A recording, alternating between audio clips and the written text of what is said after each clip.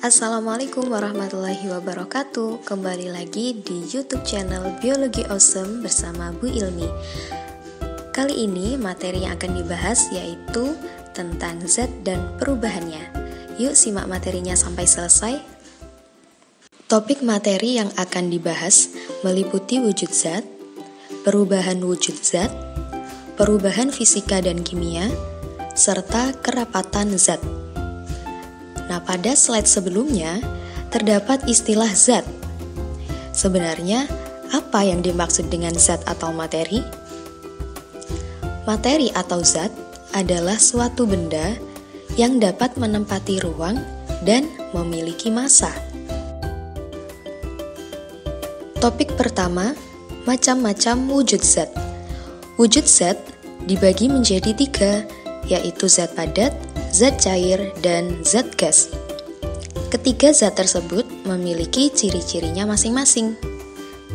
Zat padat memiliki karakteristik atau ciri-ciri. Yang pertama, memiliki bentuk dan volume yang tetap. Kedua, jarak antar partikelnya sangat rapat, sehingga pergerakan molekul cenderung kaku dan terbatas. Contohnya, ada batu, kayu, batu bata, dan lain sebagainya.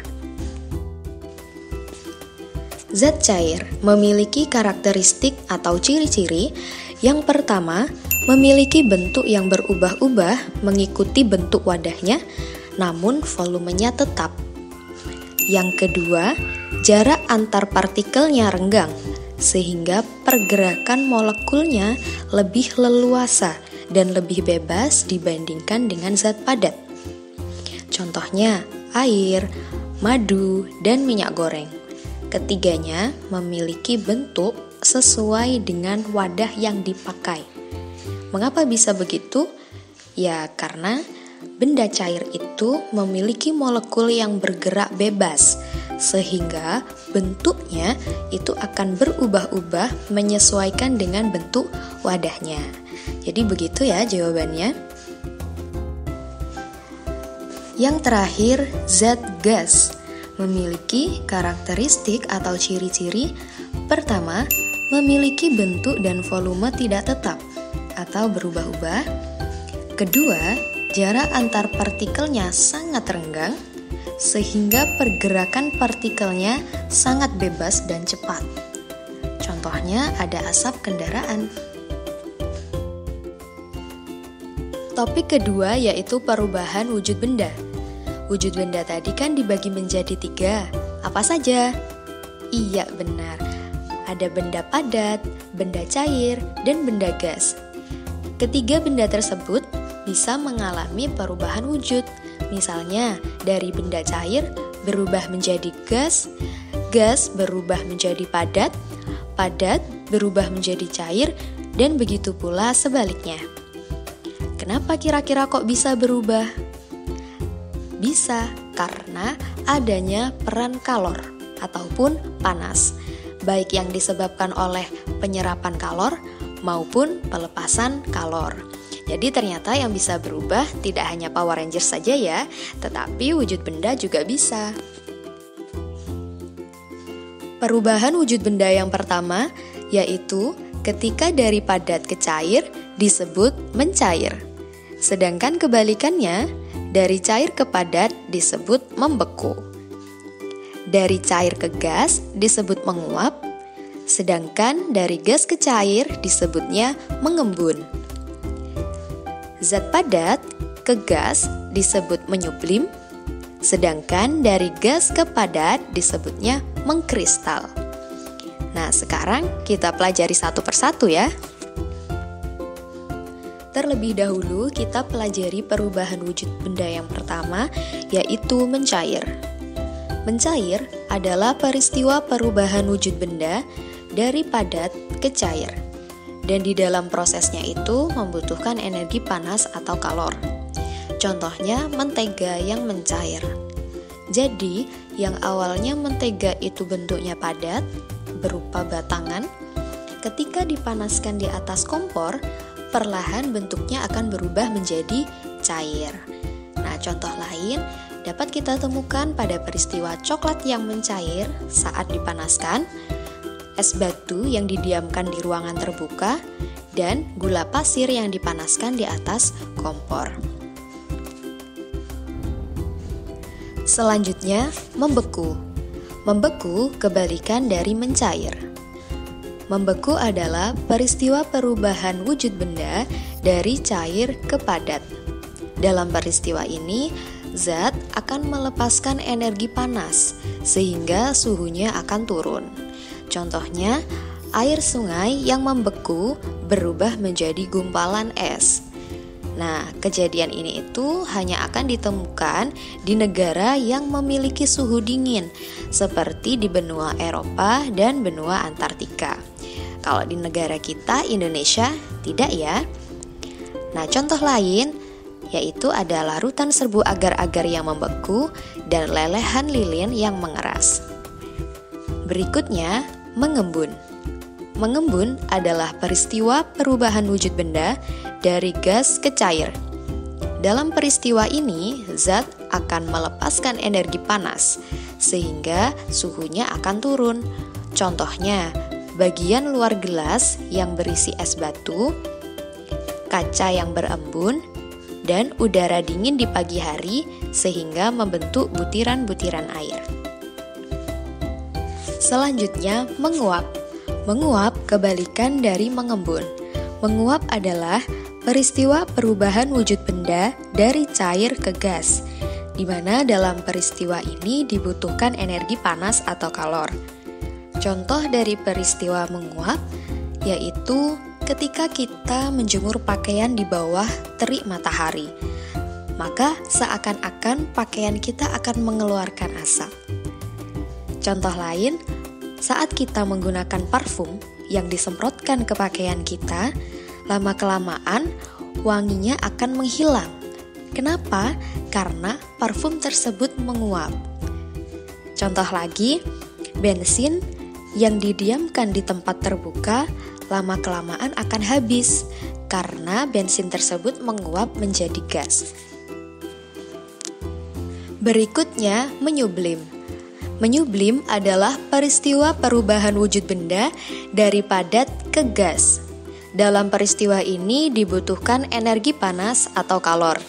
Contohnya, pengharum ruangan berupa batangan akan habis ketika terkena udara, dan kapur barus diletakkan di ruangan terbuka lama-kelamaan akan habis karena berubah menjadi gas. Terakhir, mengkristal. Mengkristal kebalikan dari menyublim.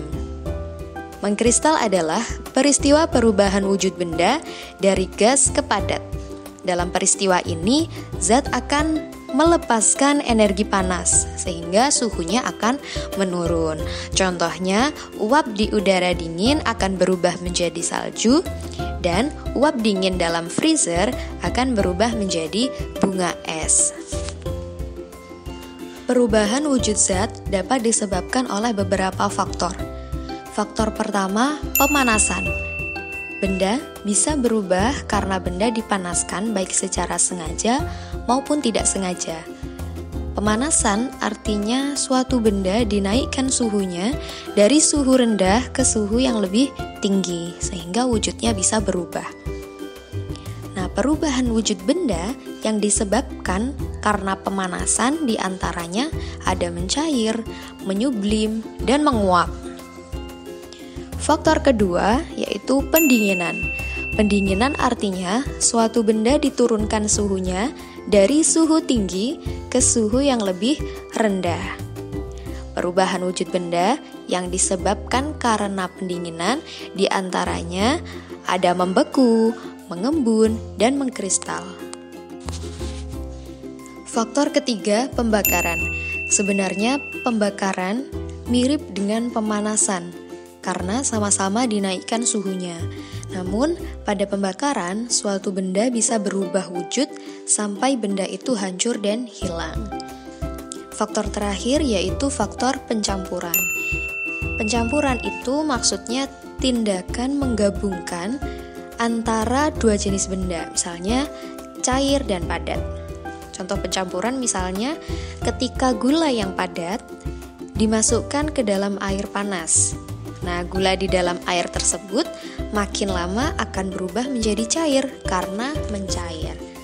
Berikutnya kita pelajari tentang titik leleh dan titik didih. Titik leleh adalah suhu tertentu di mana zat padat melebur menjadi cair. Titik leleh disebut juga dengan titik lebur. Sedangkan titik didih adalah suhu tertentu di mana suatu zat itu mendidih. Titik leleh dan titik didih suatu benda itu berbeda tergantung jenis bendanya. Misalnya, air akan meleleh di suhu 0 derajat Celcius dan mendidih di suhu 100 derajat Celcius. Berbeda dengan lilin. Kalau lilin meleleh di suhu 60 derajat Celcius, sedangkan mendidihnya di suhu 400 derajat Celcius, dan seterusnya. Selanjutnya, topik ketiga, yaitu perubahan fisika dan perubahan kimia. Perubahan fisika adalah perubahan bentuk dan ukuran suatu zat, tetapi tidak menghasilkan zat baru. Perubahan fisika bersifat reversibel, artinya dapat kembali ke bentuk semula. Contoh, ketika kita melelehkan es batu. Lelehnya es batu menjadi air tidak menjadikan terbentuknya zat baru. Jadi, air yang sudah meleleh bisa kembali menjadi es batu dengan cara dimasukkan ke dalam freezer. Begitu pula dengan mentega. Mentega yang leleh dapat kembali menjadi benda padat jika didinginkan. Contoh lain yaitu ketika kita merobek kertas. Kegiatan tersebut juga tidak menjadikan terbentuknya zat baru. Hanya saja merubah ukuran kertas menjadi potongan-potongan yang lebih kecil. Kertas saat dirobek ia akan tetap berupa kertas, tidak berubah menjadi wujud yang baru. Sedangkan perubahan kimia adalah perubahan bentuk dan ukuran suatu zat yang disertai dengan terbentuknya zat baru. Perubahan kimia bersifat irreversibel, artinya tidak dapat kembali ke bentuk semula. Contohnya, saat kita membakar kayu, kayu yang terbakar akan berubah menjadi arang, dan arang tersebut tidak bisa kembali menjadi kayu lagi. Kemudian fermentasi singkong menjadi tapai. Hasil fermentasi singkong akan menghasilkan zat baru, yaitu tapai. Dan tapai tidak bisa dikembalikan lagi menjadi singkong. Contoh yang terakhir yaitu saat kita membakar kertas. Kegiatan tersebut akan menyebabkan terbentuknya zat baru, yaitu abu. Dan abu tersebut tidak akan bisa kembali lagi menjadi kertas. Tanda terjadinya reaksi kimia yaitu adanya perubahan warna, terbentuknya endapan, terbentuknya gas, dan adanya perubahan energi. Topik terakhir yaitu kerapatan zat. Yuk diintip penjelasannya. Kerapatan zat adalah besaran yang menggambarkan seberapa padat partikel-partikel zat berada dalam suatu ruangan. Kerapatan zat disebut juga dengan massa jenis. Nah, massa jenis suatu benda itu dapat dihitung menggunakan rumus, yaitu massa jenis atau rho sama dengan massa benda dibagi volume benda. Nah, ternyata kerapatan zat itu berpengaruh terhadap posisi benda loh. Posisi benda dapat ditentukan dengan cara membandingkan massa jenis benda dengan massa jenis cairannya. Posisi benda dibagi menjadi 3, yaitu terapung, melayang, dan tenggelam. Lalu apa hubungannya dengan massa jenis atau kerapatan zat? Jadi, benda dikatakan mengapung jika massa jenis air lebih besar dari massa jenis bendanya. Benda dikatakan melayang jika massa jenis air sama dengan massa jenis benda. Dan benda dikatakan tenggelam jika massa jenis air lebih kecil dari massa jenis bendanya. Oke, sampai sini bisa difahami ya? Cukup sekian yang dapat Bu Ilmi sampaikan. Semoga ilmu yang sedikit ini bisa bermanfaat bagi kalian semua yang nonton. Terima kasih dan akhiran. Wassalamualaikum warahmatullahi wabarakatuh.